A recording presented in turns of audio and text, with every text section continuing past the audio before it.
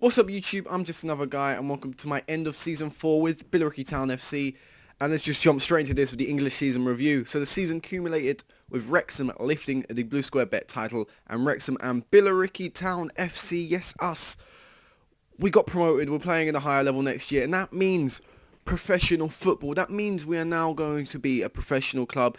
Great timing as well, we're moving to our new stadium. We've now become a professional club 4 years in, so that'll be our 5th season with Billericay as well. It just all seems to be coming together really nicely and great, absolutely fantastic season. I'll show you all that stuff in a second, but let's actually click on this season summary right now and have a look at everything. So here we see the Premier League winners were Manchester City, Cardiff, Huddersfield, Burnley got relegated. Doumbia, top goal scorer for Stoke. And look at that signing of the season, Doumbia as well for 0. Wow.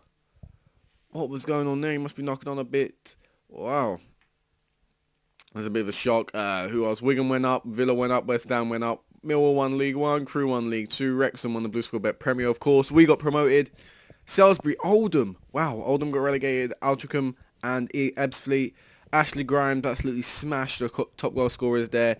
Eastleigh's Colby Moore smashed the most assists. Ashley Grimes, of course, getting the highest average ratings to go along with his top goal scorer. And we were the overachievers. We did fantastically well. We played very well this season.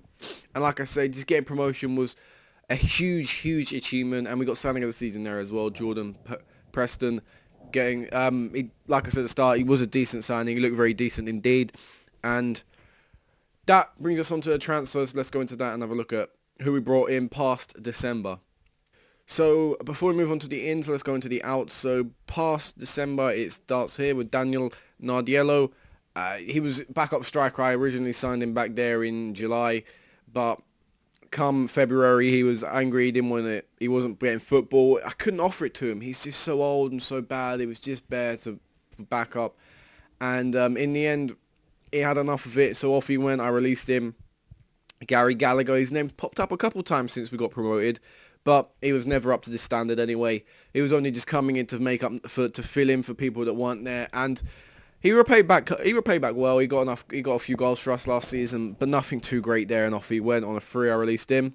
Thinking about next season now, when we get promoted into the Football League, we have to think about who's going to be good enough.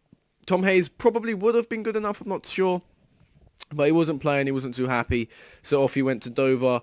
Greg Dare obviously wasn't good enough. I mentioned this at the start of the season, how he probably wasn't cut out for the level anyway, so definitely wasn't going to be cut out for the League 2 level, so off he went to Forest Green. And our last one was Alex Osborne. Sadly, again, he didn't really play well enough for the year or so we had him, so off he went to Boreham Wood. He's not got many great stats there, and you know what, he didn't improve really well either, and never really did too great. I mean, he was alright come the end of last season, but could have done a lot better. Anyways, move on to the ins. So we actually signed someone for 5k there, so we spent 5.0025k there this season. I'm trying to put that £25 into k. Thousands. Hugh Johnson, great centre mid from AFC Wimbledon. I have actually had him before, of course, in my rise to fame when I was AFC Wimbledon, but at this level, he's definitely improved over the 3 years. Now into 4th year, of course, is definitely a lot better. And you can see there, great standout stats of passing, long shots, first touch, creativity's decent enough. He's got some great physical stats as well. So, absolutely fantastic player. And I think it's a bargain to get him for 5k. I really do. We signed Ewan Wirren, of course. We did get him last year on loan from West Ham. Not too great in the stats, but purely going to be for backup next year. I mean, if worse comes to worse, I could probably get rid of him at the start of the season. But for now, he's going to be backup, and passing really needs to be worked on. I'll work on that ASAP, hopefully. Jamal Loza, striker coming. I felt we did lack a bit of something up front. I pushed Daniel Nardello really far out when I did sign him, of course, to add it to him being released. Nothing too great here in Jamal Loza, but he'll pop up every now and again in the review. And we signed Gray. I don't actually remember signing Gray, but apparently so we did. Like that shows you how much he's featured. He's really has not featured much this season, and he's just there for backup. So those are our transfers. A couple of key signings there of Hugh Johnson, Ewan Wirren, and Jamal Loza. Normally I do just sign people to make up numbers with releasing players and stuff like that, keeping the squad about the same size. But now in January, it was business time. It was trying to get playoffs, trying to win promotion. And where did we actually finish? Well, we scraped it in 5th. So the first place is winning the league. Top 2nd, 3rd, 4th, and 5th are playoffs. So we did actually quite literally scrape it. Last game of the season, I think it was last game of the season when we got playoffs from the Blue Square Bet North as well. But it was last game of the season this time. We ended up getting it by 2 points. Preferably, I would have liked to have come 4th so we could face Eastleigh. I think they're a team that we could beat. But in the end, we had to go the hard way, beat Kidderminster, and we had to beat one of them two you'll see in the second nap to try and end up getting promotion. But great story, winning 21 games, 12 draws, 13 losses, scoring 61 goals, conceding 41 with a plus 20 goal difference. So definitely a huge improvement from last year.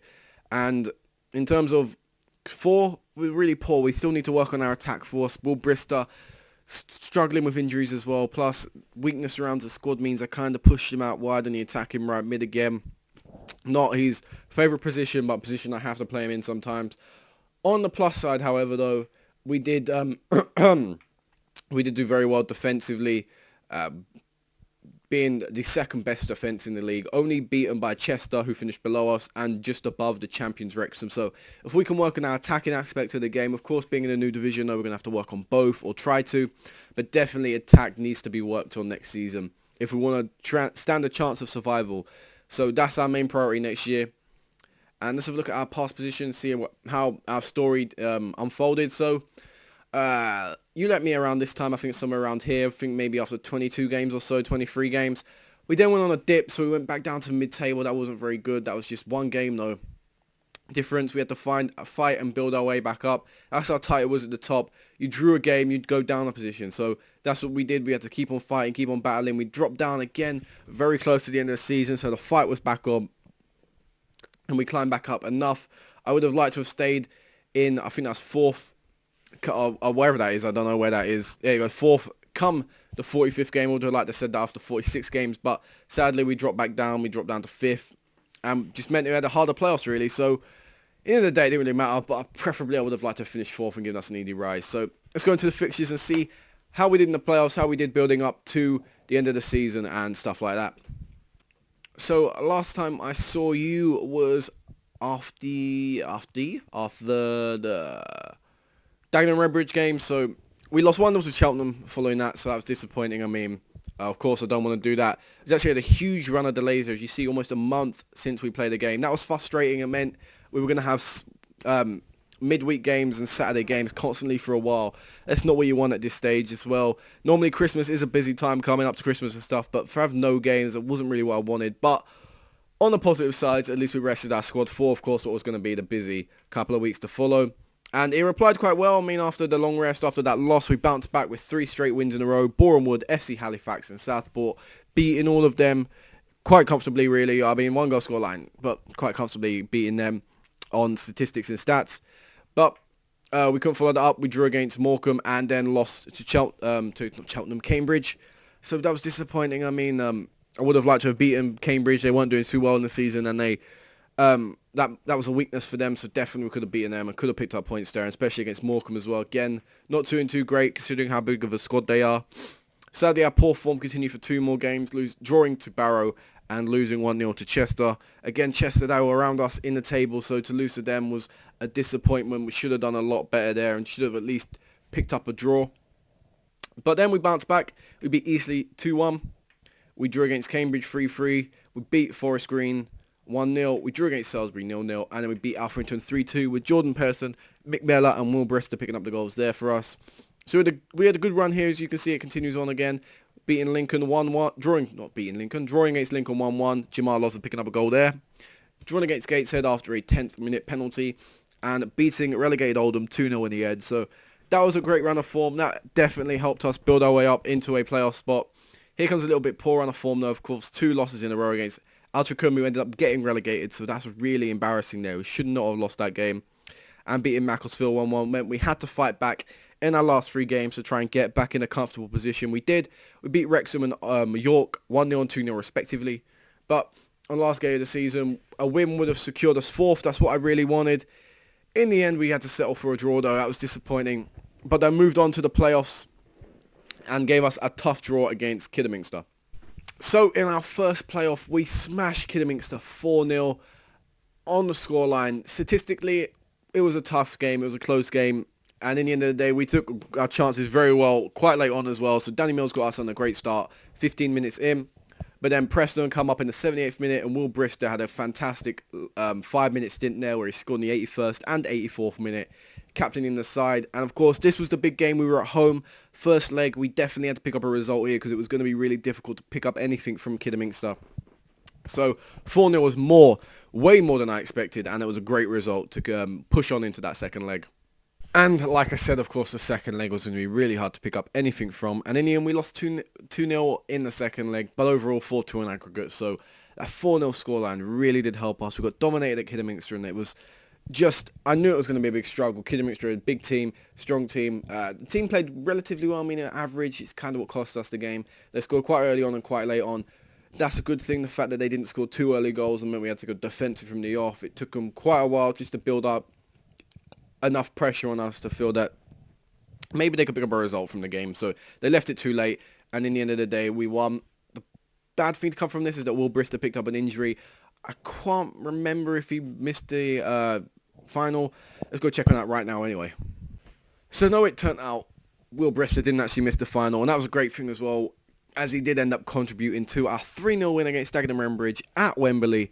Hopefully the first of many Wembley appearances, and in front of a crowd of 38,821, massive crowd there.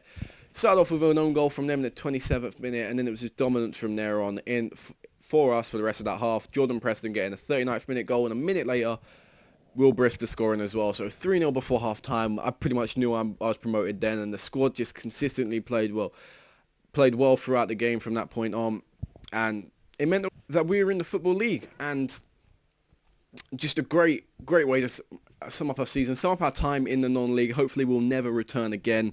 That would be the ideal dream, that we never come back down here. Hopefully we can just stay up in League 2, maintain, build, continue to progress, substantially,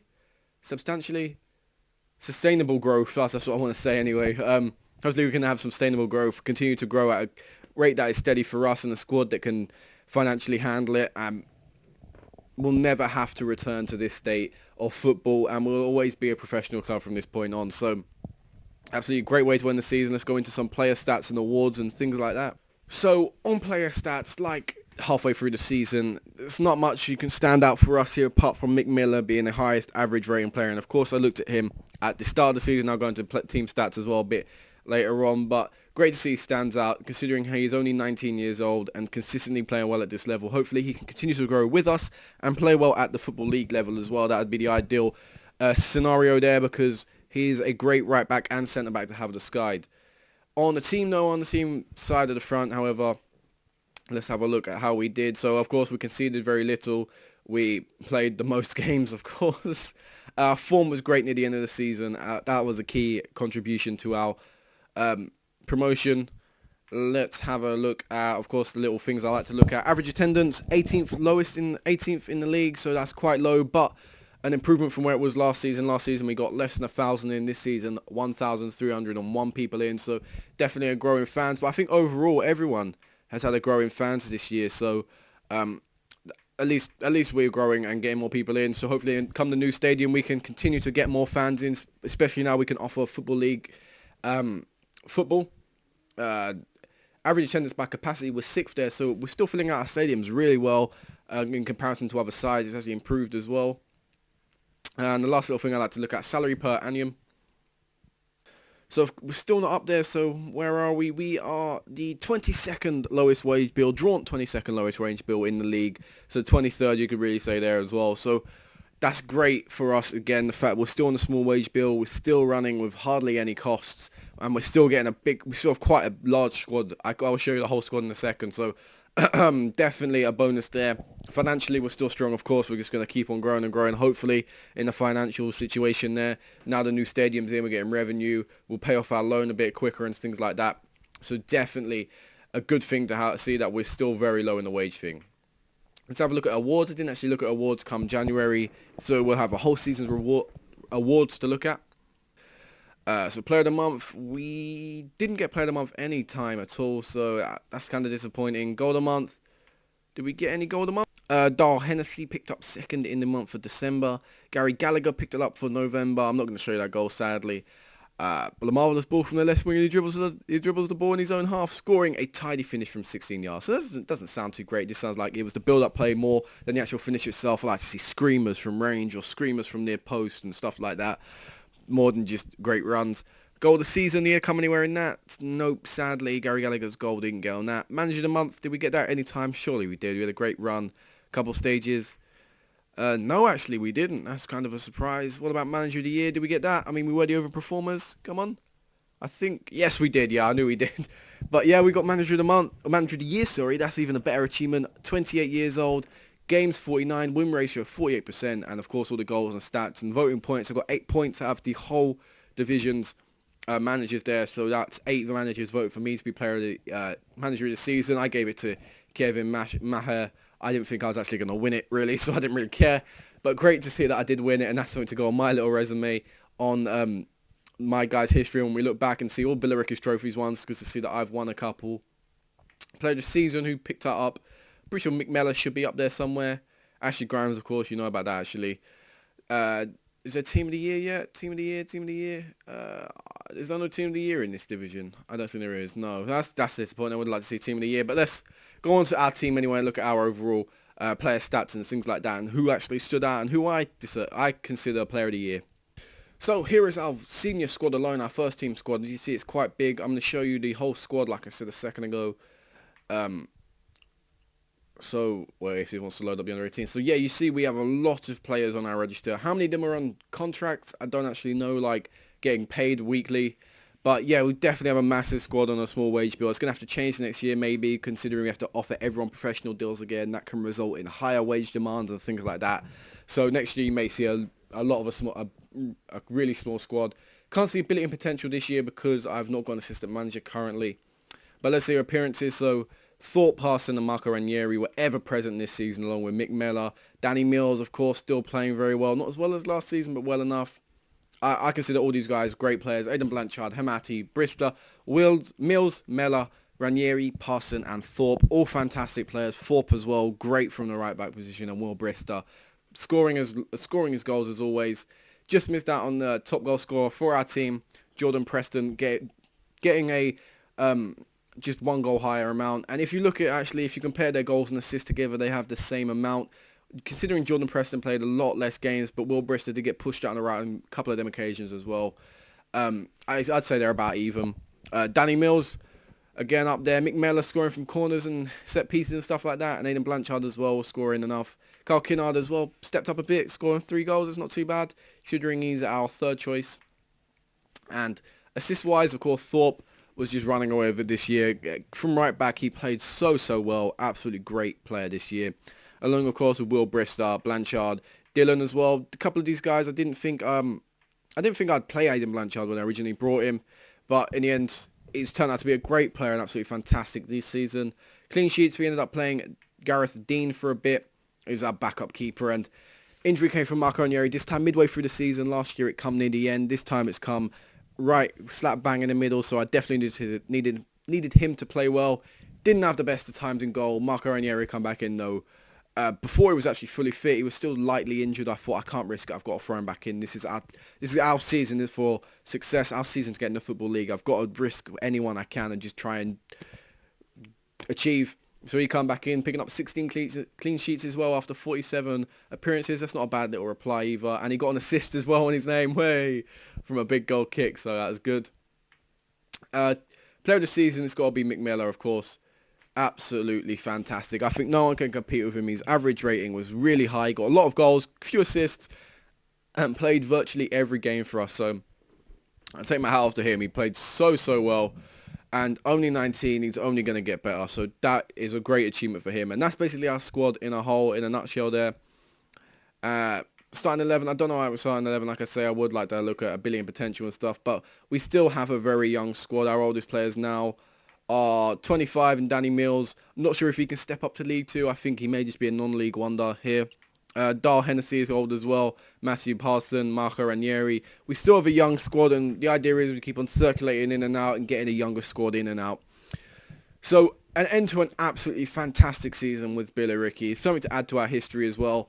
And every 2 years we got promoted. So in 2 years' time, in 4 more updates, in 4 more episodes, so 1, 2, 3, fourth episode, I want to hopefully say, what is it? We've been promoted from League 2 and say we can look forward to playing in League 1. So until then, until next time, peace out.